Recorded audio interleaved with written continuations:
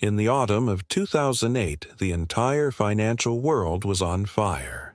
Banks were collapsing, markets were in free fall, and inside all of that chaos, one of the most respected men in global business picked up a telephone and made a single call that would destroy everything he had ever built.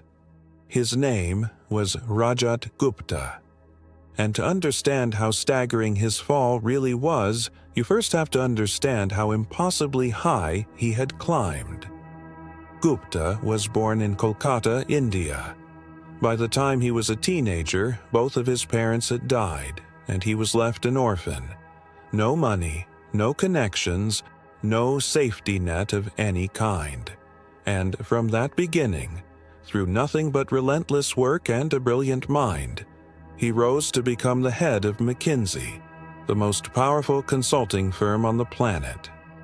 He sat on the board of Goldman Sachs. He advised presidents and prime ministers. And by most estimates, he had built a personal fortune worth somewhere around $100 million. $100 million. An orphan from Kolkata had become one of the most successful businessmen alive on Earth. And it was not enough, because by the accounts of the people who knew him, Gupta did not want to be worth $100 million. He wanted to be a billionaire. He looked around at the hedge fund titans in his orbit, men worth 10 times what he was worth, and standing next to them, his $100 million somehow began to feel small. So in the middle of that 2008 collapse, sitting on the board of Goldman Sachs, he learned a secret. He learned that Warren Buffett was about to pour $5 billion into the bank, a move that would send the stock flying.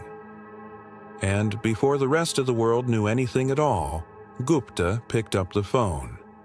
He handed that secret to a hedge fund manager. Within minutes, the trades were being placed. It was illegal. It was insider trading. And measured against the fortune he already had, it was almost nothing. He was caught. He was convicted. And Rajat Gupta, the orphan who had conquered the entire business world, walked into a federal prison. He had risked his freedom, his reputation, his legacy, every single thing he had spent a lifetime building, for a little more of something he did not even need. But here is the thing. Rajat Gupta's story is not really about insider trading. It is a story about a problem that almost every single one of us quietly carries, the inability to ever feel that what we already have is enough. This is the lesson today, and it may be the most important one in this whole series, because the hardest skill in all of money is not earning it. It is not investing it. It is knowing, deep in your bones, when you finally have enough. There's a word for the thing Gupta was missing, and it is a deceptively simple one. Enough. He never found the point where the number was allowed to stop growing. And here is the cruel trick hiding at the center of all of this. For people like Gupta, the goalposts never stop moving on their own. You make $100,000 a year, and suddenly the person earning $200,000 looks rich. You reach $1 million, and the person with 10 looks like they have truly arrived. Every time you sprint to the line you drew for yourself, that line quietly slides further away, and you can spend an entire life running toward a finish that retreats at exactly the speed you chase it. And before you decide this is only a problem for billionaires, look closely, because it is the very same machine running quietly inside your own life. Think for a moment about the last thing you truly, desperately wanted to buy. Maybe it was a car, maybe a watch, maybe a bigger place to live. Now ask yourself honestly, how long did the excitement actually last? You finally buy the car you wanted, and within a year you barely see it, because now you only notice the newer one. You get the raise you dreamed about, and your lifestyle quietly expands to swallow it whole, leaving you feeling exactly as stretched as you were before. The goalpost does not only move for the Rajat Guptas of the world, it moves for all of us. The only real difference is how high the stakes climb before it finally costs us something we cannot get back. And Gupta is not some rare cartoon villain.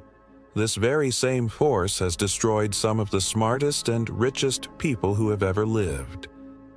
Take Bernie Madoff. Long before his name became a synonym for the largest fraud in history, he ran a completely legitimate business that earned him tens of millions of dollars every single year. He was already rich.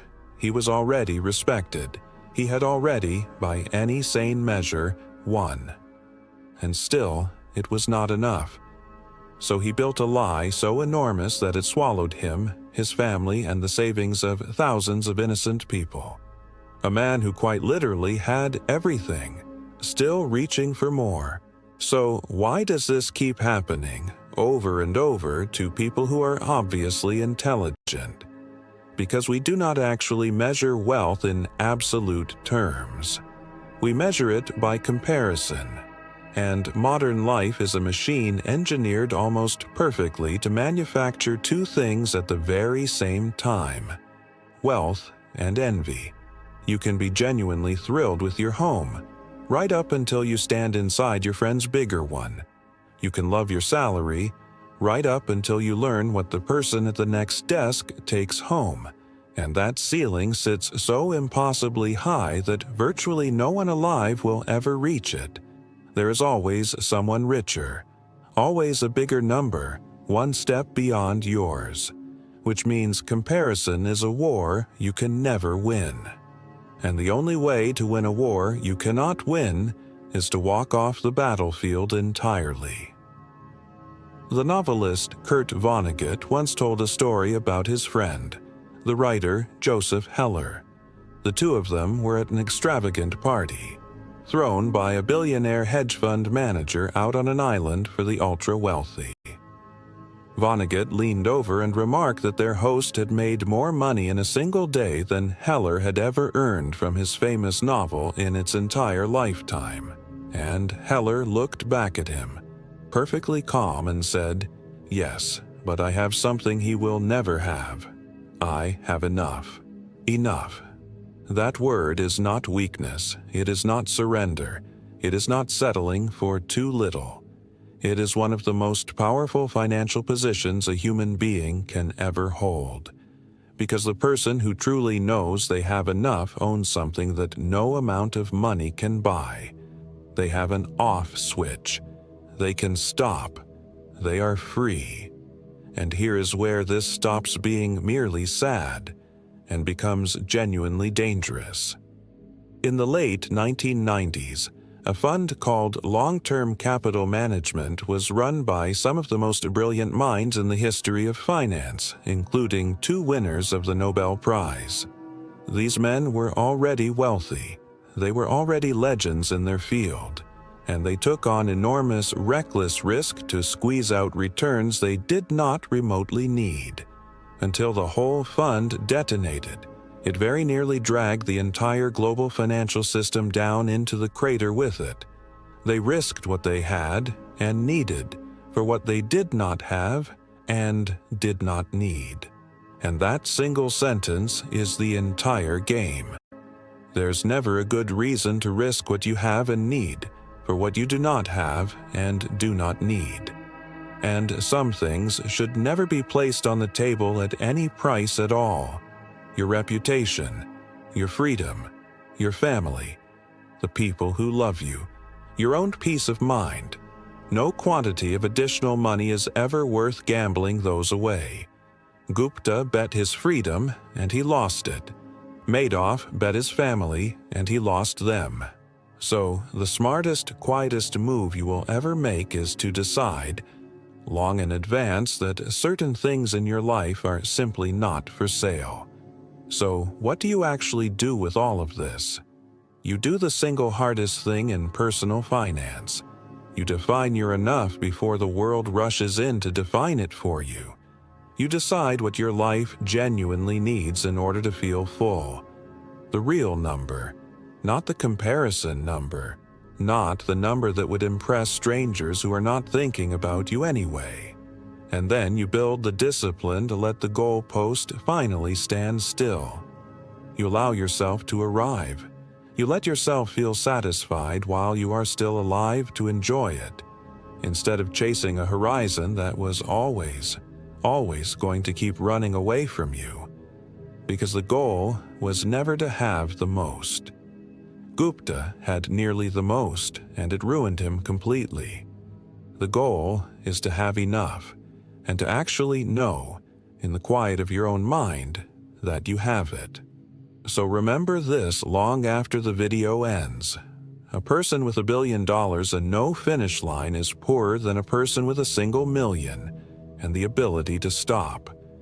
The richest people on earth are not the ones who have the most.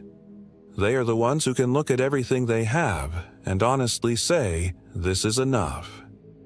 Next time, we look at the exact opposite force.